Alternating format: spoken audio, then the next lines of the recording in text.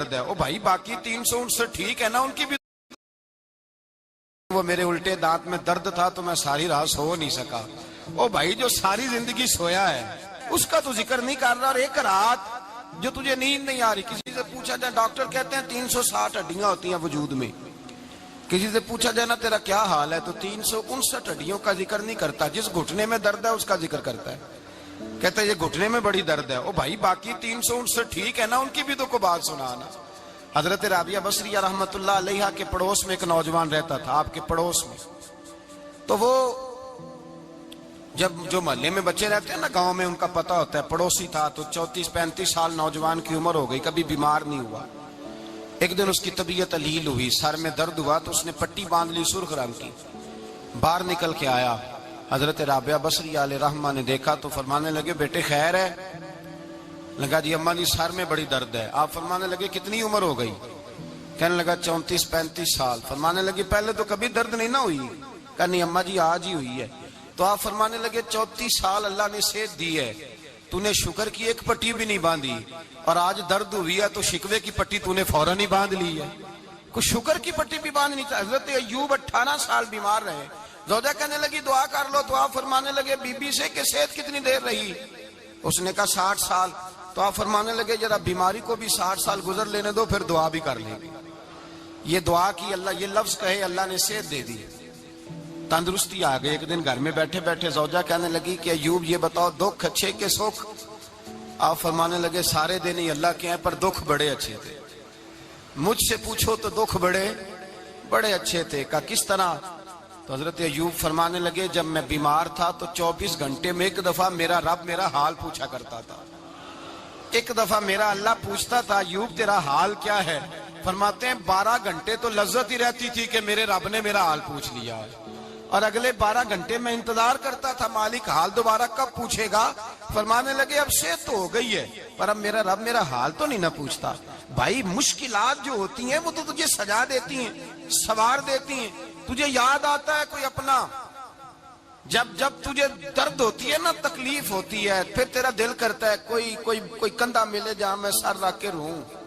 پھر اسی لیے تو کسی درویش سے کسی نے پوچھا تھا اپنا کون ہوتا ہے؟ تو کہا جو تجھے دکھ کے وقت یاد آئے وہ تیرا اپنا ہے. جو تجھے عین آزمائش کے وقت یاد آئے اور تجھے اس کا نمبر فوراً تیرے موبائل پہ چلنے لگے, وہ تیرا اپنا سجن ہے جس کو تو دکھ کے وقت یاد کرے. تو بھائی مشکلات کے بعد جو اللہ آسانی دیتا ہے. حضرت ابراہیم کو آگ میں بھی پھینکا گیا, حضرت ابراہیم علیہ السلام کو ستایا بھی گیا, نکالا بھی گیا, لیکن جب ان مشکلات سے گزرے تو میرا رب فرماتا ہے وَإِذِ ابْتَلَىٰ إِبْرَاهِيمَ رَبُّهُ بِكَلِمَاتٍ فَأَتَمَّهُنَّ قَالَ إِنِّي جَاعِلُكَ لِلنَّاسِ إِمَامًا. کہا جب ابراہیم پورے اترے تو پھر ہم نے انہیں امام بنا دیا. یا اللہ کس طرح کی امامت دی؟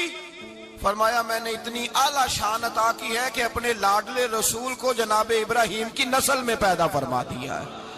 میں نے مصطفیٰ کو ان کی نسل میں پیدا کر دیا, قیامت تک کے لیے ان کا وقار بڑھا دیا. اللہم صلی علی محمد وعلی آل محمد کما صلیت علی ابراہیم وعلی آل ابراہیم.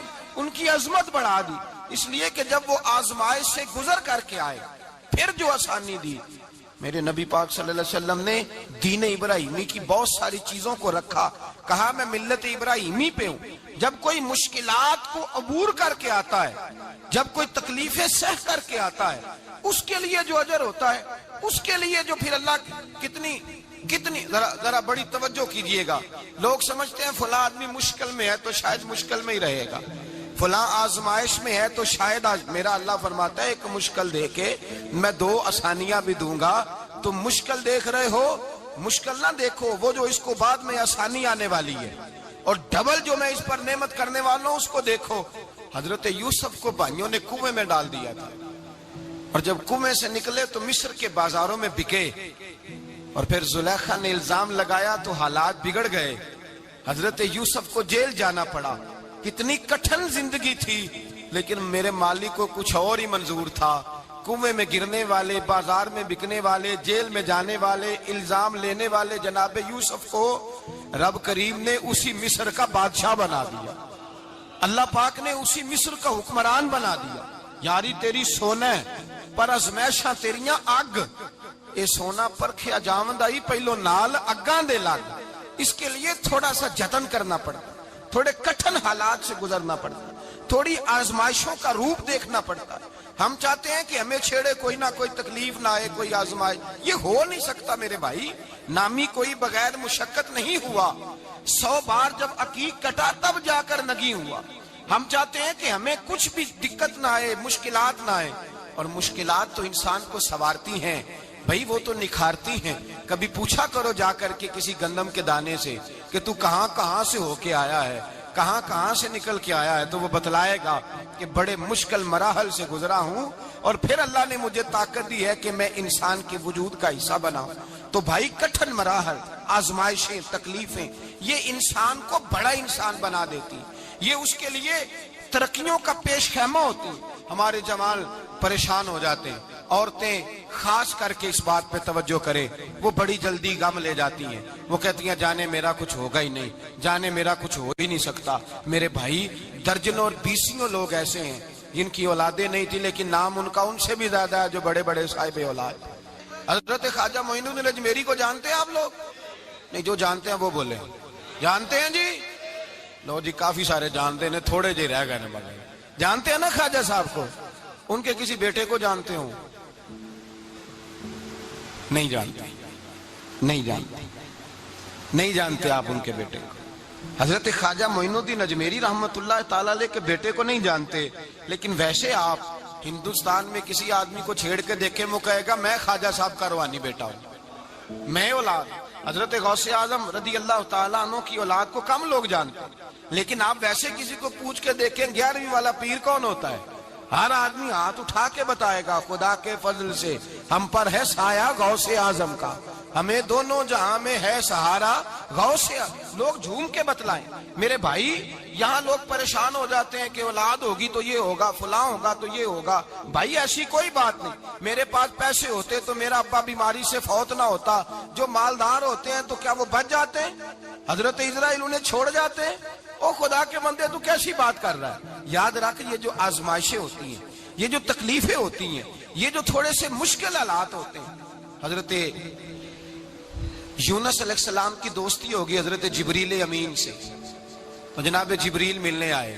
حضرت یونس علیہ السلام فرمانے لگے جبریل میرا دل کرتا ہے مجھے اس بندے کی ملاقات کرا جو اللہ کا سب سے زیادہ عبادت گزار بندہ ہے۔ حضرت جبریل امین لے گئے دور دور فلسطین کے علاقے میں، اور لے جا کر ایک بندے سے ملاقات کرائی جس کی دونوں آنکھیں بھی کوئی نہیں تھی، دونوں بازو بھی کوئی نہیں تھی، دونوں پیر بھی کوئی نہیں تھی، اور اس بندے کی زبان پر لفظ بڑا کیا جاری تھے، یا اللہ تیرا شکر ہے، یا اللہ تیرا، بول کے کہیے یا اللہ تیرا، اے اللہ تیرا شکر ہے۔ شکر شکر کر رہا تھا۔ حضرت جناب سیدنا یونس علیہ السلام کہنے لگے میں نے تجھے عبادت گزار کو ملانے کو کہا تھا، تو کہاں لے آیا؟